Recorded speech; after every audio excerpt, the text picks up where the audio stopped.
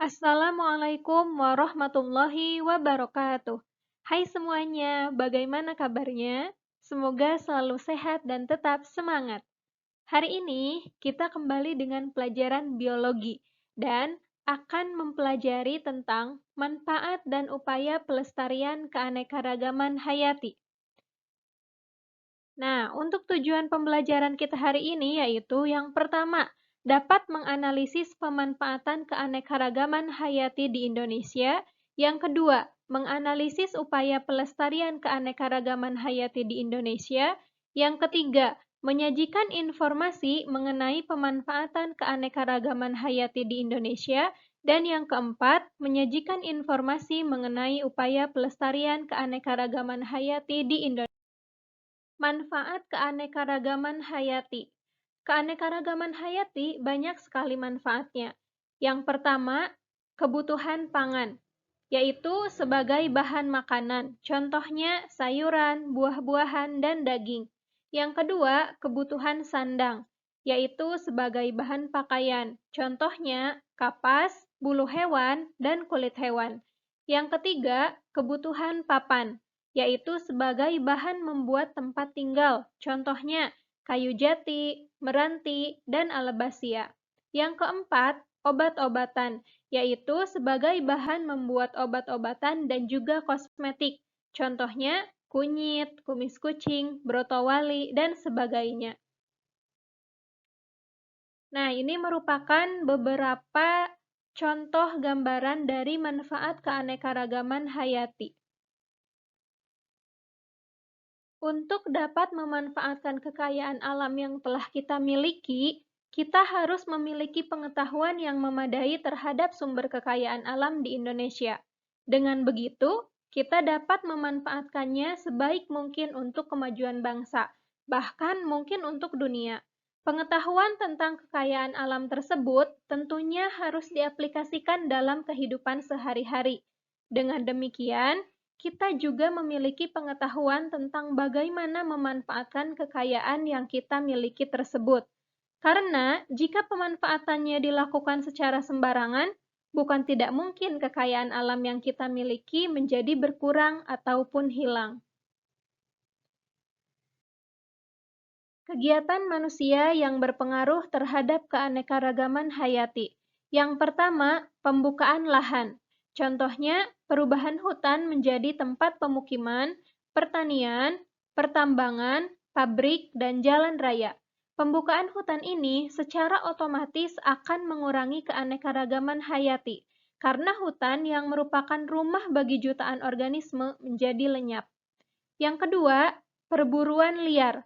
Perburuan liar, penangkapan ikan dengan menggunakan pukat harimau, penangkapan ikan dengan bom, dan perusakan terumbu karang merupakan kegiatan-kegiatan manusia yang secara langsung dapat merusak keanekaragaman hayati. Yang ketiga, industrialisasi. Industrialisasi selain menyebabkan polusi, juga mengambil lahan yang cukup besar untuk aktivitas manusia, sehingga mengurangi habitat hewan dan tumbuhan. Nah, ini merupakan salah satu gambaran dari dampak atau pengaruh kegiatan manusia terhadap keanekaragaman hayati. Contohnya adalah pembakaran hutan untuk pembukaan lahan pemukiman maupun pertanian.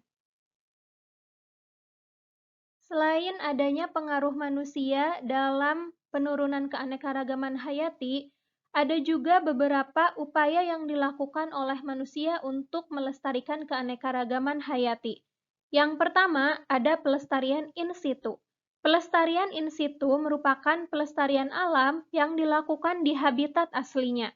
Pelestarian ini dapat berupa pembuatan taman wisata, taman nasional, dan hutan lindung. Contohnya, Taman Nasional Komodo di Nusa Tenggara Timur, Taman Nasional Bunaken, Hutan Lindung Sungai Wain Kalimantan, Taman Nasional Waikambas, dan Cagar Alam Maninjau. Yang kedua, pelestarian ex situ. Pelestarian ex situ merupakan pelestarian alam yang dilakukan bukan di habitat aslinya atau di luar habitat aslinya.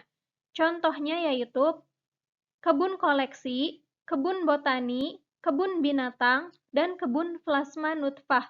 Contohnya, Kebun Raya Bogor, Kebun Binatang Ragunan, Kebun Plasma Nutfah di Cibinong, Kebun Koleksi Kelapa di Bone-Bone. Selain dari upaya pelestarian yang dilakukan oleh pemerintah melalui pelestarian ex situ dan in situ, banyak kegiatan yang dapat kita lakukan untuk menjaga dan memelihara keanekaragaman hayati.